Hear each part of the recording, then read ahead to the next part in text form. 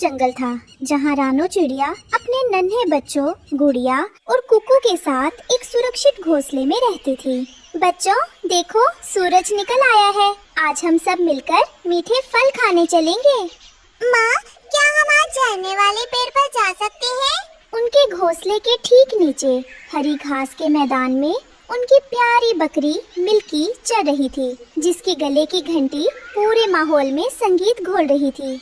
हाँ माँ, और देखो नीचे हमारी मिल्की बकरी भी जाती है। वो कितनी खुशी से घास चर रही है। क्या हम उसे भी अपने साथ ले जा सकते हैं? क्यों नहीं गुड़िया, मिल्की हमारी परिवार की सदस्य है। आज हम सब साथ मिलकर झरने वाले पेड़ के पास पिकनिक मनाएंगे। रानू बहन, जल्दी आओ, मैं ताजी घास खाकर तैयार हूँ। आज बच्चों को मेरी पीठ पर बिठाकर सैर कराना। उसी जंगल के एक पुराने सूखे पेड़ पर दुष्ट कालू कौवा रहता था। उसकी नजर रानो चिड़िया की पालतू बकरी पर थी, जिसे रानो ने प्यार से पाला था। हाँ, ये रानो कितनी खुश है, लेकिन अब नहीं, इसकी बकरी अब मेरे पेट में जाएगी। जब रानो चिड़िया अपने बच्चों के साथ दाना चुगने गई, कालू कौवा ने मौका देखकर अपने खतरनाक दोस्त बुल्ला चील के साथ बकरी को डरा धमकाकर अपनी गुफा की ओर ले गया। मैं छोड़ दो मुझे कालू भाई, मुझे घर जाना है। रानू बहन आती ही होगी, वो तुम्हें छोड़ेगी नहीं। चुप कर, अब तू मेरी कैदी है। कल तेरा दावत उड़ाऊंगा। वाह कालू, क्या ताजी और मोटी बकरी पकड़ी है। इसके मांस का स्वाद तो लाजवाब होगा। रानो चिड़िया अब बस हाथ मलती रह जाएगी। हाँ भुल्ला मेरे दोस्त, तुम गुफा के बाहर पहरा देना। अगर वो छोटी चिड़िया यहाँ आई तो उसे भी नहीं छोड़ना। तुम बेफिक्र रहो कालू, मेरी तेज नजरों से बचकर परिंदा भी यहाँ पर नहीं मार सकता। शाम को जब रानो वापस आई तो उसने देखा कि उसकी बकरी गायब है। वो जोर जोर से रोने लगी और अपने बच्चों को गले लगा लिया। माँ, हमारी प्यारी बकरी कहाँ गई? मुझे डर है कि कहीं उस दुष्ट कालू ने कुछ बुरा न किया हो। रानो तुरंत मिट्ठू तोते और भोला कबूतर के पास गई। सभी पक्षी अपने बच्चों के साथ इकट्ठा हुए और बकरी को ढूंढने की योजना बनाने लगे। घबराओ मत रानो बहन, हम सब तुम्हारे साथ हैं। हम चप्पा चप्पा छान मारेंगे। हाँ, हम सब मिलकर कालू का सामना करेंगे। जैसे ही वे सब तलाश में निकले, जंगल में घना अंधेरा छा गया और तेज हवाएं चलने लगी। बच्चों को डर लगने लगा, जिससे मिशन बीच में ही रुकने की कगार पर आ गया। पापा, मुझे बहुत डर लग रहा है। चलो घर वापस चलते हैं। हाँ अंकल, यहाँ तो कुछ दिखाई भी नहीं दे रहा। अगर हम रास्ता भटक गए तो क्या होगा? हिम्मत मत हारो बच्चों, अगर आज हम पीछे हटे तो कालू किसी को नहीं छोड़ेगा। रानो बहन सही कह रही है।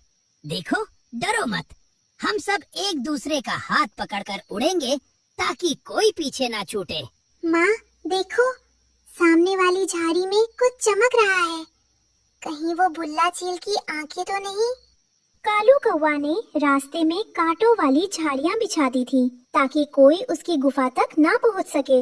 मिट्ठू तोता झाड़ियों में फंसने ही वाला था कि रानो ने उसे बचा लिया। रुको मिट्ठू, नीचे मत उतरना, ये कालू की चाल है।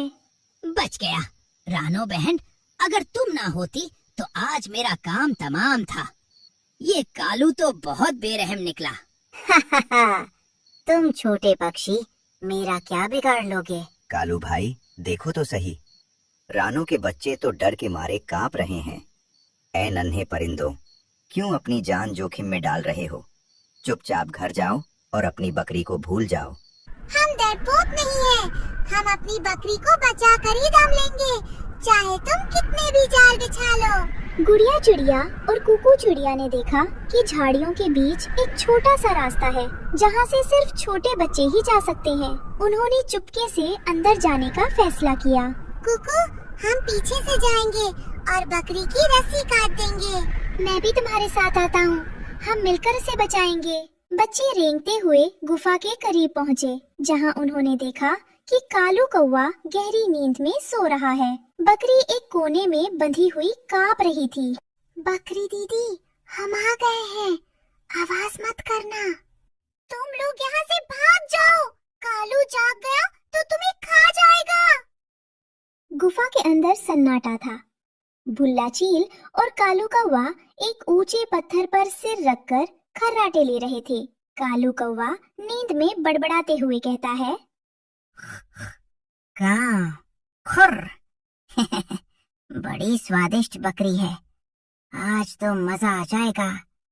रानो चिड़िया ढूंढती रह जाएगी।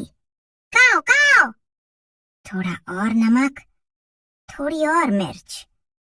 रानो के बच्चे भी हाथ लग जाते तो दावत और बड़ी होती। खुर।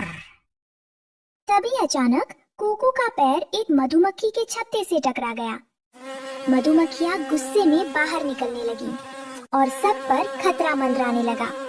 भागो, मधुमक्खियां हमें काट लेंगी। रुको, अगर हम भागे तो कालू जाग जाएगा। हमें इन मधुमक्खियों को कालू की तरफ मोड़ना होगा। बच्चों ने चालाकी से फल फेंककर मधुमक्खियों का रुख सोते हुए भुल्ला चील और कालू की ओर कर दिया। हजारों मधुमक्खियों ने कालू को काटना शुरू कर दिया। बचाओ, मुझे छोड़ दो, ये मधुमक्खियाँ कहाँ से आ गईं? अरे कालू, भाग यहाँ से, ये तो मुझे भी नहीं छोड़ रही। मेरी आंखों के सामने तारे नजर आ रहे हैं, बचाओ। अब मजा आया, अब भागो यहाँ से। जब चील और कालू अपनी जान बचाकर नदी की ओर भागा, रानो और बाकी बड़े पक्षी भी वहां पहुंच गए। उन्होंने जल्दी से बकरी की रस्सी खोल दी। शाबाश मेरे बहादुर बच्चों, तुमने आज बहुत बड़ा काम किया है।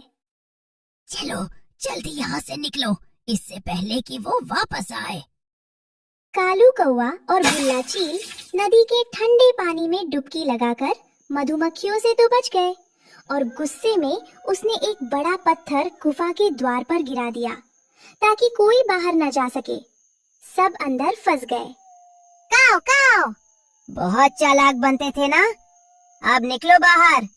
अब तुम सब इसी अंधेरी गुफा में भूखे मरोगे, कोई तुम्हें बचाने नहीं आएगा।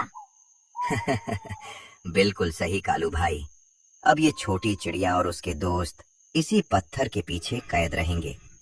अब देखते हैं तुम्हारी एकता तुम्हें कैसे बचाती है। घबराओ मत दोस्तों, अगर हम सब मिलकर एक साथ पत्थर पर धक्का लगाएंगे तो ये पत्थर जरूर हिल सकता है। हिम्मत मत हारो।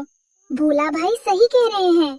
बच्चों डरो मत, हमारी एकता ही इस पत्थर को हटाएगी। चलो सब एक लाइन में लग जाओ। रानो, मिट्ठू, भोला और सभी बच्चों ने एक साथ मिलकर पत्थर पर जोर लगाया। 1, 2, 3 कहते ही पत्थर लुढ़क गया और कालू उसके नीचे दबते दबते बचा। जोर लगा के, हैया, देखो पत्थर हट गया। नहीं, ये मुमकिन नहीं है। इतने छोटे पक्षी इतना भारी पत्थर कैसे हटा सकते हैं?